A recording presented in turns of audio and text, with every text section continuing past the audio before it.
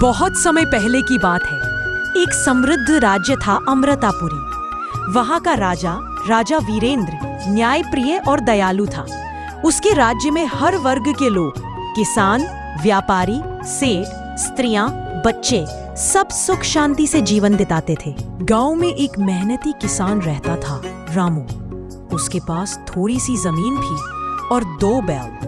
वह रोज सुबह सूरज उगने से पहले खेतों में काम पर लग जाता। उसका सपना था कि वह अपने बच्चों को पढ़ा लिखा कर बड़ा आदमी बना। रामू की पत्नी सीता एक समझदार और मेहनती महिला थी। वह घर की देखभाल करती और कभी-कभी खेतों में रामू की मदद भी करती थी। उनके 2 बच्चे थे, गुड्डू और बिट्टी। गुड्डू पढ़ाई में तेज था और बिट्टी गाय भैंसों की देखभाल में। राजधानी में एक बड़ा व्यापारी रहता था, सेठ हरिराम। उसके पास कई दुकानें, गोदाम और नौकर चाकर थे। लेकिन सेठ हरिराम अत्यंत लालची और कठोर था। वह गरीबों को ऊंचे ब्याज पर कर्ज देता और समय पर चुकता न करने पर उनकी जमीन छीन लेता। एक दिन रामू के खेत में सूखा पड़ गया। बारिश नहीं हुई और फसल पूरी तरह बर्बाद हो गई। बच्चों की पढ़ाई, घर का खर्च और बैलों की देखरेख, सबके लिए पैसे की जरूरत थी।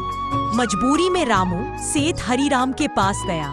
सेठ जी, थोड़ा कर्ज चाहिए, अगली फसल पर लौटा दूंगा। सेठ ने हंसते हुए कहा, ठीक है किसान, लेकिन शर्त ये है, समय पर चुकाया नहीं तो खेत मेरा।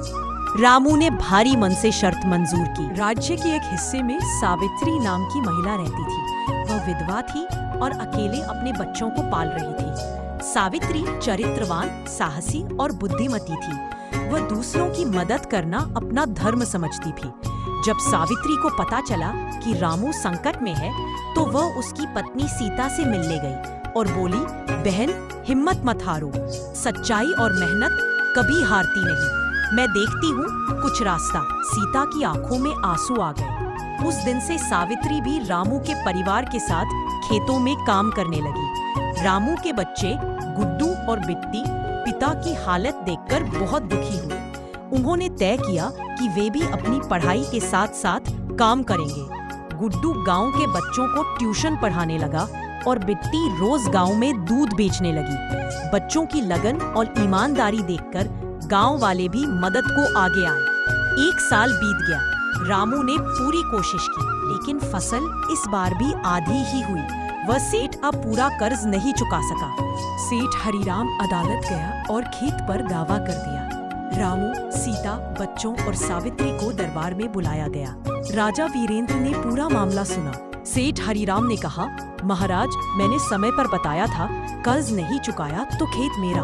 अब फैसला कीजिए। राजा ने पूछा, रामू, क्या ये बात सही है? रामू ने सिर झुकाकर कहा, हाँ महाराज, मैंने वादा किया था, पर मेरी कोशिशें पूरी थी, प्रकृति मेरे साथ नहीं थी। सावित्री आगे आई और बोली, महाराज, क्या कोई कागज पर लिखी बात इंसानियत से बड़ी होती है? राजा ने एक पल सोचा, फिर उसने एक गुप्त आदेश दिया। राजा ने अपने गुप्तचर से सेठ हरिराम की जांच करवाई।